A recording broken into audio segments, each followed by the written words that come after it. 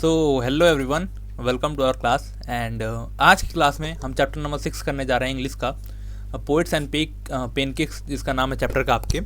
और बहुत सारे बच्चे होते हैं जो इंग्लिश को बहुत 2-4 दिन पहले पेपर से पढ़ना स्टार्ट करते हैं, तो वो स्टोरी तो पढ़ लेते हैं बट उनको लिखने नहीं आता। तो उसका भी सॉल्यूशन हम लेके आए अपने इस लेक्चर में आए। देखो, पूरा मैंने जो समरी है ना उसकी मैंने ऑलरेडी लिख के रखी है यहाँ पे, इसी में इतना टाइम लग जाता है लेक्चर आने में, ठीक है। तो पूरी स्टोरी पहले मैं पढ़ता हूँ, फिर उसकी समरी बनाता हूँ, फिर उसको लिखता हूँ एंड देन आप देखोगे यहाँ पे मैंने कैरेक्टर आउटलाइन इसका अलग से लिखा है, क्योंकि इस पे क्वेश्चन सीबीएसई लगातार पूछती रहती है।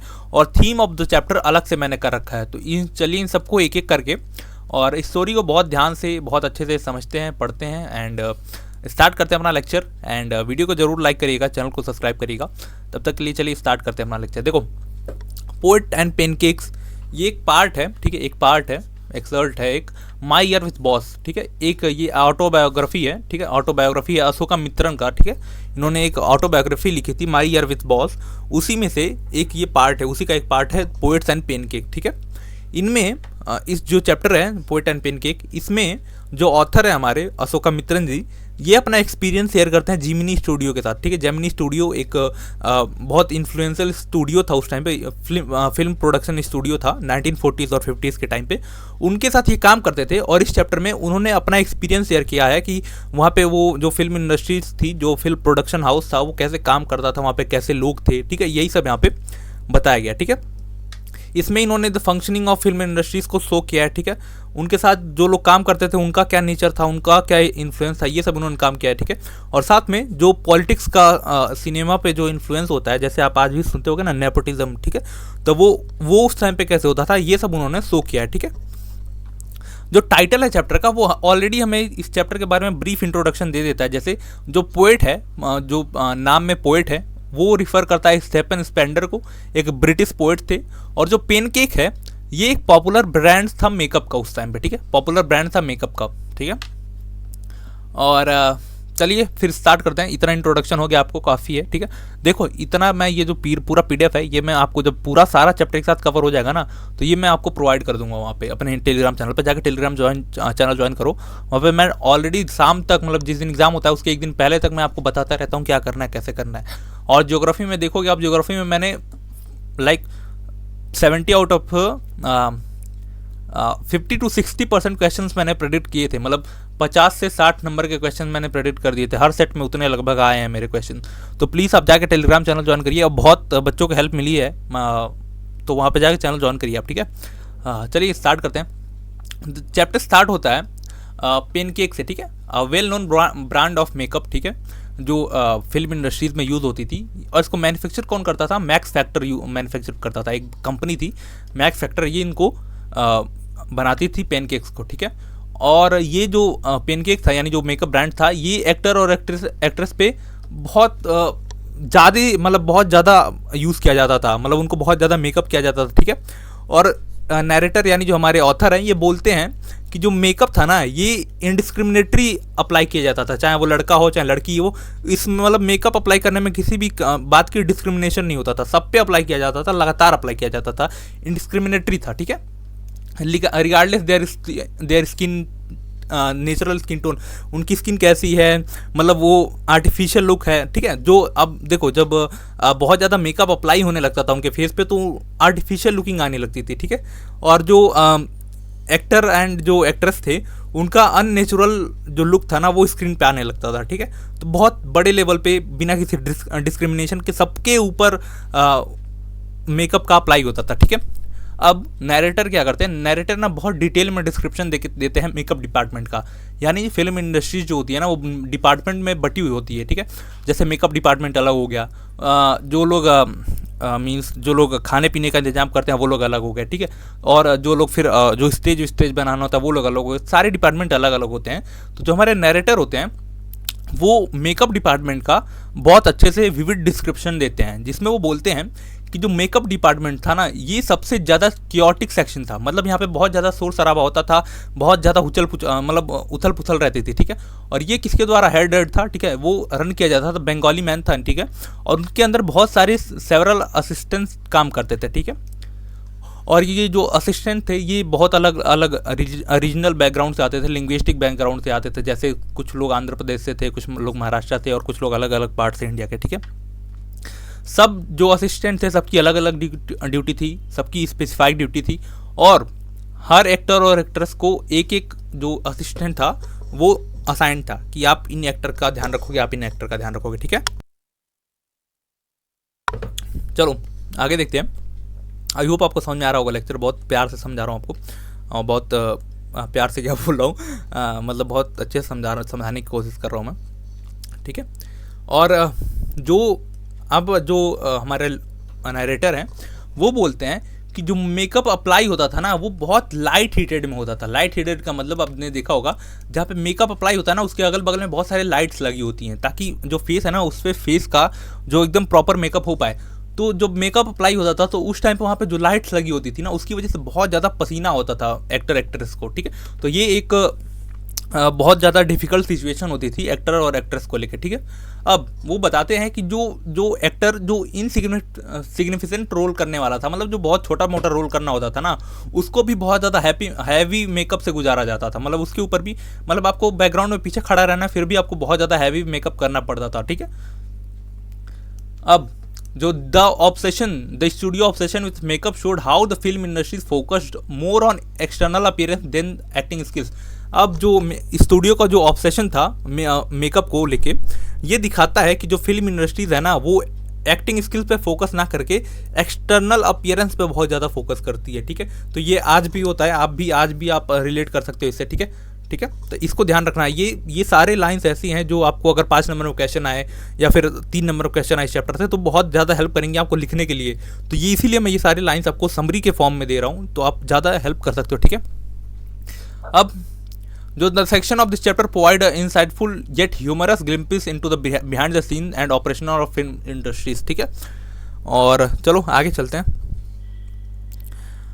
अब देखो यहाँ तक तो जो हमारे ऑथर थे, नरेटर थे, वो सिर्फ वहाँ के उनके बारे में बताते थे, जैसे मेकअप इंडस्ट्रीज़ के बारे में बता रहे थे। ठीक है, बट अब यहाँ से वो स्टोरी को शिफ्ट करते हैं, वो अपनी स्टोरी में इंट्रोड्यूस करते हैं एक नया बंदा जिसका जो ऑफिस बॉय होता है। ठीक है, ये कहाँ पे काम करता है? मेकअप डिपार्टमेंट में काम करता है। ठीक है, the office boy was a interesting character. वो बहुत इंटरेस्टिंग कैरेक्टर था।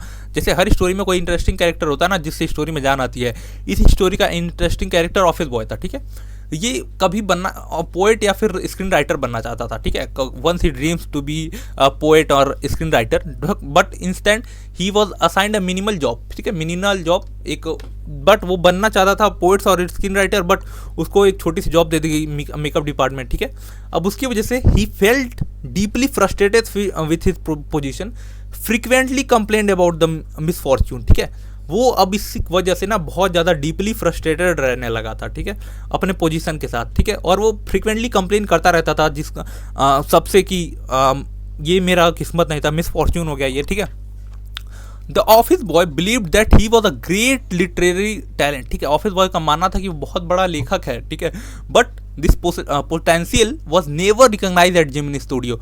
बट इसका ये जो पोटेंशियल है कि वो बहुत बड़ा राइटर है, वो उसको कभी किसी ने देखा ही नहीं जिमिनी स्टूडियो में। ठीक है, ही blamed his failure on office politics. अब वो ये जो फेलियर था उसका, उसके लिए ऑफिस पॉलिटिक्स को, यानी जो पॉलिटिक्स होती है ना, जो नेपोटिज्म होता है, उसको ब्लेम करता था हर बार में। ठीक है, according to him the superior prevent him from achieving success. यानी जो सुपीरियर थे, यानी जो बड़े लोग थे फिल्म स्टूडियो के, जेमिनी स्टूडियो के, वो लोग इसको मतलब रोकते थे सक्सेस अचीव करने में। ठीक है, उसको लोग रोक देते थे, उसको लोग छोटा काम दे देते थे, उसका जो टैलेंट था उसको कोई रिकॉग्नाइज नहीं करता था। ठीक है, he spend most of his time gambling about his misfortune rather than taking action और टू चेंज द सिचुएशन। अब वो जो ज़्यादातर जो टाइम होता था ना वो लोगों से गम्बलिंग करने में, यानी बातचीत करने में, अपने मिसफॉर्च्यून को टोकने में, मतलब कि ये गलत हो गया, ये हो गया, वो हो गया, इसी में ज़्यादा टाइम निकाल देता था rather than taking action to change his situation. मतलब वो कोई एक्शन नहीं लेता था कि उसका जो मिसफॉर्च्यून हुआ है, मतलब जो उसको पोजीशन है उसमें इंप्रूवमेंट हो। वो बस बोलता था कि अब मेरे अंदर बहुत टैलेंट है और मैं बनना चाहता हूँ। ठीक है, द नरेटर अशोका मित्रन, जो नरेटर है हमारे अशोका मित्रन जी, इनका जो काम था वो बहुत छोटा काम था, ठीक है, और इनसिग्निफिकेंट जॉब था। मतलब इनका जो काम था उसका कोई वैल्यू नहीं था, ठीक है, बहुत छोटा काम था और कोई ज़्यादातर इसकी वैल्यू भी नहीं थी, क्योंकि वो जो रिस्पॉन्सिबल थे cutting and pasting newspaper clippings. मतलब वो जब न्यूज़पेपर आता था उसमें कोई इंपॉर्टेंट क्लिप होती थी, उसमें कोई इंपॉर्टेंट इन्फॉर्मेशन होता था तो उसको कट करके न्यूज़पेपर पेस्ट कर देते थे, क्लिप कर देते थे कहीं पे, ठीक है। तो बस इनका इतना ही काम था, ठीक है। Despite his own position the office boy saw him as an intellectual and poured out of all his frustration to him, ठीक है। अब इनका बहुत छोटा पोजीशन था, लेकिन जो ऑफिस बॉय था ना इनको बहुत इंटेलेक्चुअल समझता था और अपनी जो सारी फ्रस्ट्रेशन थे इनको बता देता था, ठीक है। Through this section the author present a universal theme of frustration and unfulfilled dream, ठीक है। अब ये जो सेक्शन था ऑफिस बॉय वाला और अशोका मित्रन वाला, इससे ऑथर ना जो यूनिवर्सल थीम होती है फ्रस्ट्रेशन की, आप कितना भी कर लो आपको सब कम ही लगेगा, ठीक है, और आप कितना भी सक्सेस हो जाओ आपके माइंड में हमेशा ये रहेगा कि मेरा कुछ और ड्रीम था और ये पूरा नहीं हुआ, ठीक है। तो ये इससे ये दिखाना चाहते हैं, ठीक है, इस जो सेक्शन था इससे ये थीम मिलती है हमें, ठीक है। The office boy represent many people who inspired to do great thing but feel trapped in the job they dislike. अब ऑफिस बॉय की जो कैरेक्टर है उससे जो ऑथर हैं वो शो करना चाहते हैं कि जो ऐसे बहुत सारे लोग हैं जो बहुत बड़े बड़े काम करने के लिए इंस्पायर हो हुए थे, बट वो जो जिस जॉब को डिसलाइक करते थे उसी जॉब में वो लोग फंस के रह गए हैं, ठीक है। Instead of working toward improvement they blame others for their failure.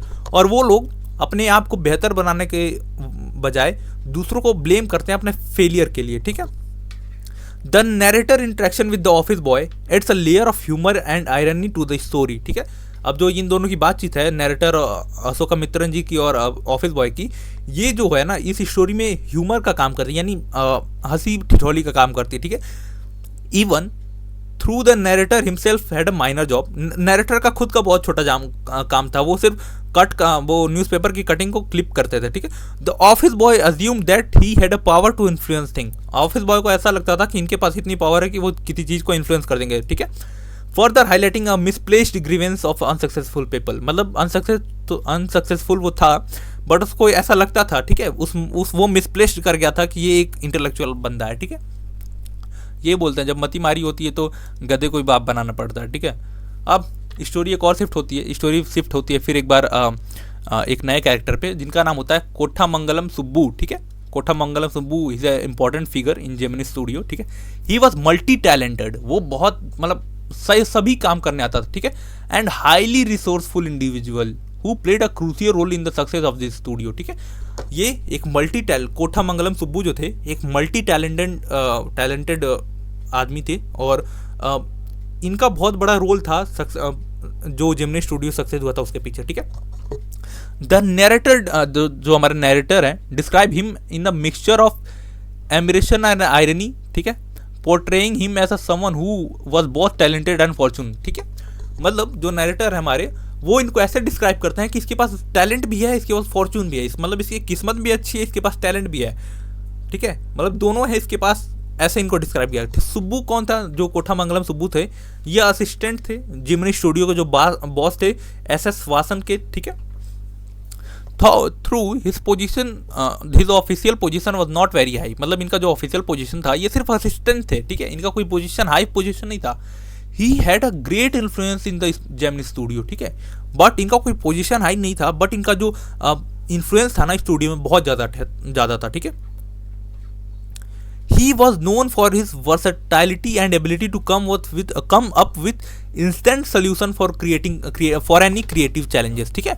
अब वो जाने जाते थे अपने वर्सेटाइलिटी के लिए, ठीक है, मतलब कोई भी आपके पास प्रॉब्लम हो आप उनके पास जाओ, ठीक है, इंस्टेंट सोल्यूशन आपको देंगे ये, ठीक है। तो इसके लिए ये बहुत फेमस थे अपने जेमिनी स्टूडियो में, ठीक है। द नेक्स्ट पार्ट, ठीक है, जो हमारा नेक्स्ट पार्ट होता है चैप्टर का, ये एक ब्रॉडर पर्सपेक्टिव पिक्चर प्रेजेंट करता है हमारा, ठीक है, जेमिनी स्टूडियो का तमिल फिल्म इंडस्ट्रीज में, ठीक है।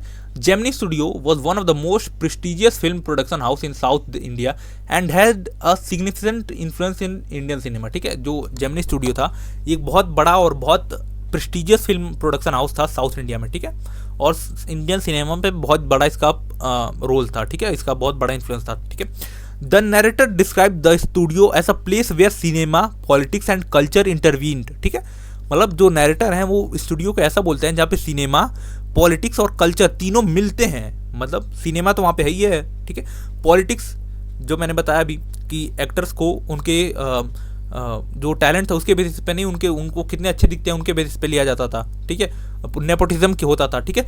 कल्चर के बेसिस पे लिया जाता था कि किस कल्चर से बिलोंग करते हैं, ठीक है। The people working at the studio were deeply influenced by political ideology, particularly communism, ठीक है। जो वहाँ पे लोग काम करते थे वो कम्युनिज्म से बहुत ज़्यादा इंस्पायर थे, ठीक है। एक मिनट रुक जाओ। Many people held socialist believe and their discussion often revolve around political matter and rather than cinema itself, ठीक है। वहाँ पे जो लोग काम करते थे वो लोग कम्युनिज्म से इंस्पायर थे, और वो जो लोग कभी डिस्कस भी करते थे ना सिनेमा में बैठ के, तो वो लोग सिनेमा की चीज़ें डिस्कस नहीं करते थे, वो लोग पॉलिटिक्स की चीज़ें डिस्कस करते थे। इसलिए हम बोलते हैं कि जो सिनेमा है, जो स्टूडियो है, वहाँ पे पॉलिटिक्स का भी मैटर होता था, पॉलिटिक्स भी इंटरवीन होती है वहाँ पे, ठीक है। The studio supported Congress government, जो स्टूडियो है वो कांग्रेस गवर्नमेंट को सपोर्ट करती थी, and promote idea of socialism, social justice and nationalism, ठीक है। There was a anti capitalist sentiment, ठीक है। वहाँ पे जो सेंटिमेंट था वो एंटी कैपिटलिस्ट था, ठीक है। The narrator humorously noted that many people in the studio did not completely understand communism, yet they had strongly supported it, ठीक है। मतलब अब नैरेटर जो है हमारे, वो बहुत व्यंग में बोलते हैं कि बहुत सारे ऐसे लोग हैं हमारे स्टूडियो में जिनको कम्युनिज्म का कभी नहीं पता होगा, ठीक है, कुछ नहीं पता होगा कम्युनिज्म के बारे में, बट वो लोग स्ट्रांगली सपोर्ट करते हैं। ये आज भी होता है, ठीक है, आज भी होता है हमारे यहाँ, जिसको हम अंधभक्त बोलते हैं, ठीक है। तो ये आज भी होता है, उस टाइम पे भी होता था, ठीक है। The section in highlight how politics and cinema often go hand in hand, ठीक है। सेक्शन मतलब ये सेक्शन जो है वो दिखाता है कि पॉलिटिक्स कैसे हमारे सिनेमा में भी घुस चुकी है, ठीक है। और the author use humour to depict how political enthusiasm sometime led to blind support without real understanding. अब इससे क्या ऑथर दिखाना चाहते हैं कि जो पॉलिटिकल इंथुजिज्म है ना, मतलब जो पॉलिटिक्स का मोटिवेशन है, वो कैसे किसी को ब्लाइंड सपोर्ट देता है, ठीक है। आप बिना कुछ सोचे समझे, अगर आपको वो अच्छा लगे तो बिना कुछ सोचे समझे उसको, बिना कुछ अच्छे से अंडरस्टैंड किए आप उसको सपोर्ट करने लगते हो, ठीक है। तो इससे वो दिखाना चाहते हैं, ठीक है।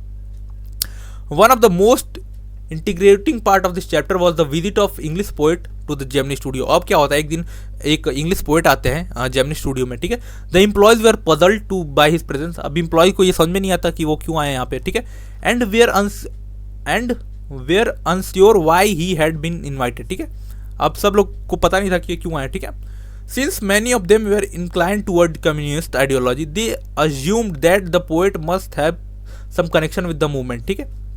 अब चूंकि बहुत सारे जो एम्प्लॉयज़ थे वो कम्युनिस्ट आइडियोलॉजी को मानते थे, इसलिए उनको ऐसा लगा कि जो पोएट आया ना उनका कोई ना कोई कनेक्शन है, कि वो लोग किस प्रमोट करने आया है कम्युनिज्म को, ठीक है। When a poet gave a speech at the studio, most of the employee failed to understand him, ठीक है। अब जब पोएट आए और उन्होंने अपना स्पीच दिया तो मैक्सिमम जितने भी एम्प्लॉयज़ थे वो फेल हो गए उनको समझने में कि भाई ये बोल क्या रहा है, ठीक है। His accents, his literary reference with were unfamiliar to them, ठीक है। उनका जो एसेंट था, मतलब जो हम जो इंग्लिश बोलते हैं वो हम सबको समझ में आती है, बट जो अमेरिकन एसेंट होता है, मतलब जो अमेरिका में इंग्लिश बोलने का तरीका होता है, एसेंट इसी को बोलते हैं, वो अलग होता है, ठीक है। तो अब ब्रिटेन में बोलने का तरीका अलग होता है, हर जगह बोलने का तरीका अलग होता है, ठीक है। तो हमारे यहाँ जैसे हम यूपी से हैं, पूर्वांचल से, तो वहाँ पे बोथ को हम बॉथ पढ़ते थे, बॉथ, ठीक है। तो ऐसे एसेंट में डिफरेंस आते हैं। तो इनका जो एसेंट था ना वो किसी को समझ में नहीं आया, ठीक है। वहाँ पे किसी को समझ में नहीं आया। वो जो लिटरेरी रेफरेंस दे रहे थे, यानी जो साहित्यिक रेफरेंस दे रहे थे, वो किसी को नहीं समझ में आ रहा था वहाँ पर, ठीक है। और इसकी वजह से वहाँ पे जितने लोग थे सब लोग अनइंटरेस्टेड हो गए, वो क्या बोल रहे हैं, ठीक है।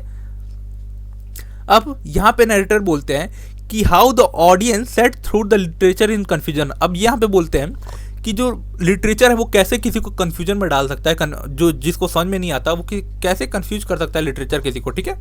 यहाँ पे ये बोलते हैं, ठीक है। लेटर, अब बाद में, the narrator discover that the poet was Stephen Spender, ठीक है।